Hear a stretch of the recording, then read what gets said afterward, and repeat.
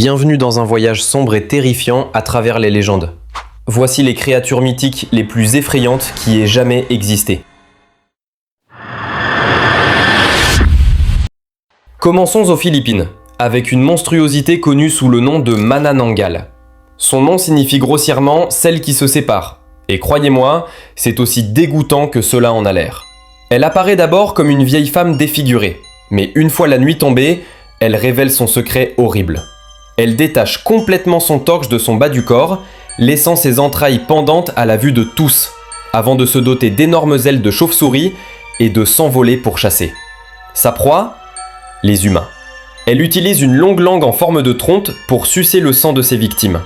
Elle cible spécifiquement les jeunes mariés, les amants, les nouveau-nés et même les fœtus qu'elle extrait du corps des femmes enceintes. C'est un monstre pur et simple.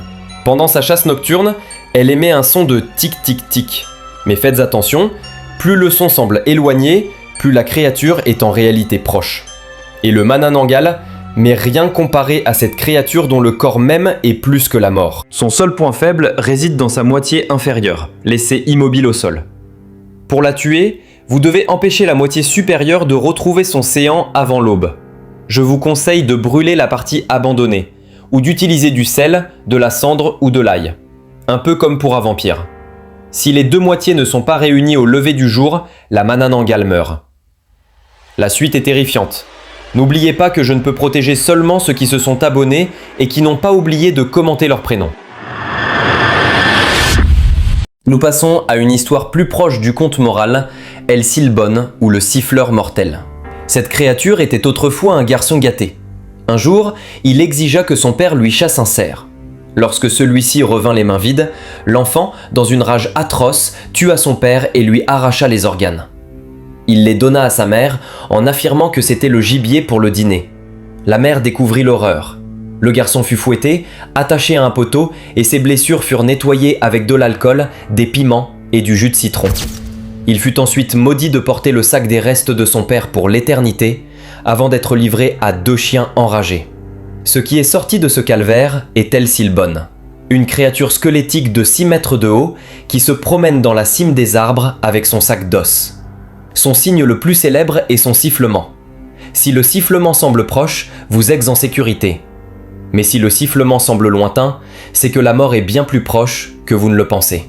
Il peut s'arrêter devant votre maison pour compter les os dans son sac. Si quelqu'un l'entend et ne fait rien, rien ne se passe. Mais s'il passe la nuit à compter sans être remarqué jusqu'à l'aube, quelqu'un dans la maison mourra et ses os viendront grossir le contenu du sac. Des profondeurs marines des îles Orcades, Écosse, émerge le Nuclavi, un démon marin terrifiant. Un insulaire nommé Tamas l'a décrit en détail. C'est un torse d'homme sans jambes, directement fusionné au dos d'un corps de cheval, comme un cavalier d'un seul bloc. L'homme a des bras si longs qu'il touche le sol. Sa tête est gigantesque, et le plus effrayant, il n'a pas de peau. On voit le sang noir circuler dans ses veines jaunes. La tête du cheval, quant à elle, exhale des vapeurs toxiques par sa gueule béante et n'a qu'un œil unique, qui brûle comme une flamme rouge. Son souffle était censé flétrir les récoltes, rendre le bétail malade et provoquer des épidémies. Comme beaucoup de créatures marines, il a une seule faiblesse. Le Nuclavi ne peut pas traverser d'eau douce. Si vous en êtes poursuivi, votre meilleur pari est de sauter par-dessus un simple ruisseau. Les Aztèques croyaient qu'avant tout, il y avait le Cipactli, un monstre marin d'une échelle cosmique. Cette créature avait un appétit insatiable pour tout. Pour combler cette faim, chaque articulation de son corps, coude, genou, jointure, possédait une bouche différente.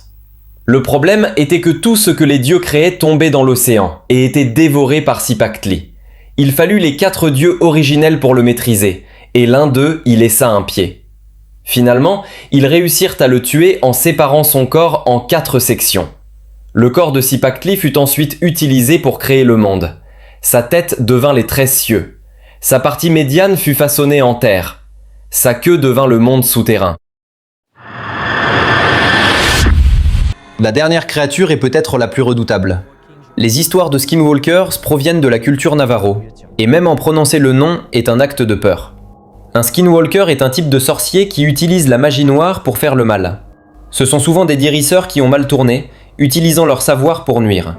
Pour en devenir un sorcier doit tuer un membre proche de sa famille, de préférence un frère ou une sœur. Cela leur donne le pouvoir de se métamorphoser en différents animaux, le plus souvent des prédateurs comme des ours ou des loups. Ils choisissent leur forme en fonction de l'habileté dont ils ont besoin, vitesse, force ou furtivité.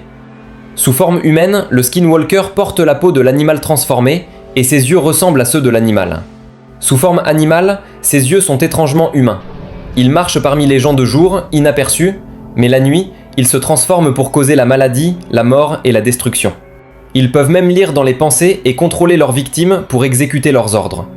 Ces 5 créatures, de la Manananggal au Skinwalker, incarnent les peurs les plus profondes de l'humanité.